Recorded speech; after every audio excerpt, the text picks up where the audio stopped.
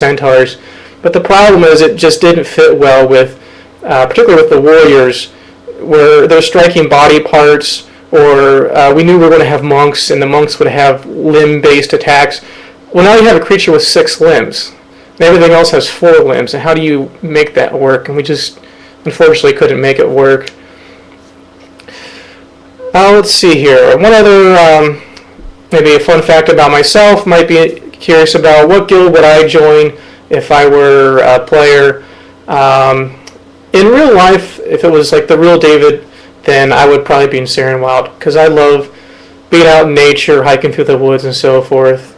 As a player, I won't name the exact specific guild, because I don't want to bias one over the other, but historically I do like a spellcaster. I've always liked wizards and so forth, but I do think our warrior combat and monk combat is pretty cool compared to what Achaia had. Excuse me. See, my next note, oftentimes people ask me, will I ever have a divine order? The answer is no, for a few reasons. One, I don't have time for role-playing. Another one, I really don't enjoy playing a god. That's why I stayed a mortal coder when I was in Achaia. I'm also kind of antisocial, to be honest. Maybe that's why I don't like the RP role of it. So now that's all the notes I had for a little bit of background on me and how I got into Lusternia, other than what was covered by a Stars broadcast. I'd like to use these opportunities to make announcements. So here's my big announcement. We have an idea in the works. We're calling it skillflex. The idea of skillflex is that you can deactivate a skill set, i.e. make it dormant. Once you made it dormant, it's no longer a usable skill set for you at that point in time. So it opens up a slot, just like forgetting the skill set, but it's a little bit different because you don't get a lesson refund.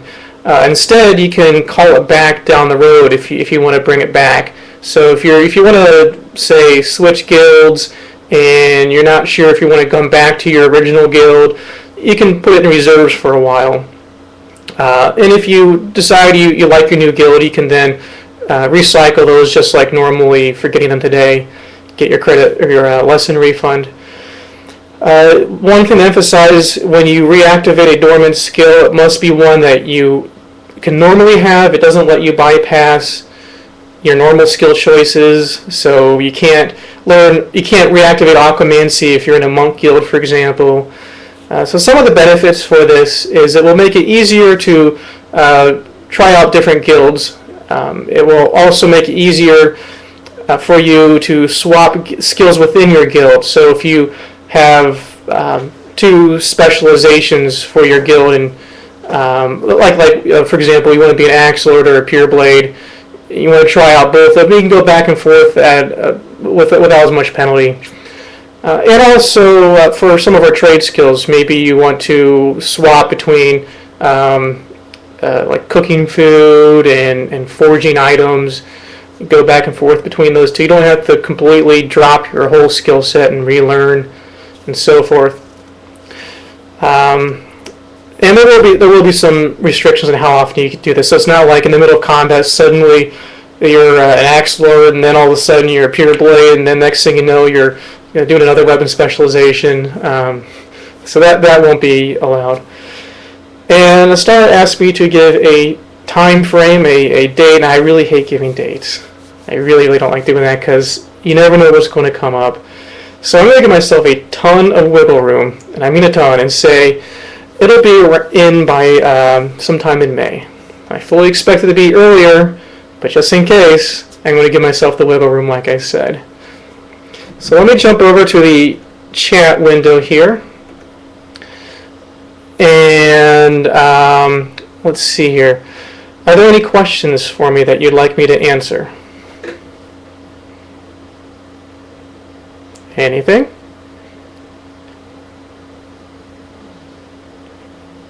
All right, Templar Z.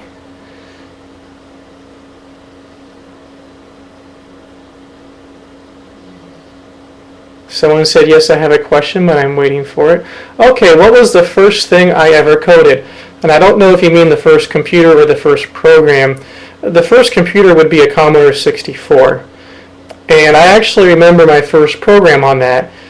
I had learned from my math textbooks basic programming commands. That the idea of this math textbook is it would show you computer programs to solve some of the problems. The theory being you learn a little more than math, you also learn a little bit about computers. It would use basic language. And I thought the idea of, because I'd never seen a computer before, and I thought the idea of some device that can take data from a human and remember it was just amazing. So my first program was just simply input X, print X. First thing I ever programmed. Second thing I programmed was for X equals 1 to a million, print X. And I got impatient because the Commodores were slow and killed the program before it finished. So what's the next question? It has been asked before, but is there more guilds planned for the new cities, i.e. monk guilds, guardians, etc.? Yes, that is true. The reason why we didn't open with a full slate is, quite honestly, these are going to be small cities. If you open with 5 guilds and spread the players who are going to join the city amongst those 5, they're all going to be very small. The second thing also has to do with development timelines. It takes time to develop all those different guilds, all the skill sets for them, and it's better to get something in the players' hands now sooner than later. So, rather than waiting for us to develop every skill set for every guild, we get enough out there that we think will be good for the players, and then deliver more as time goes on, as time allows. Next question: what do you think of putting in Rapture versus, say, C++? Do you find yourself lacking in things you can achieve? That's a good question. This, by the way, homebrew, like I said before, homebrew hard cider with some spice mix I put together. So, Rapture versus C++. One thing Rapture does very well is it handles all of the internet connectivity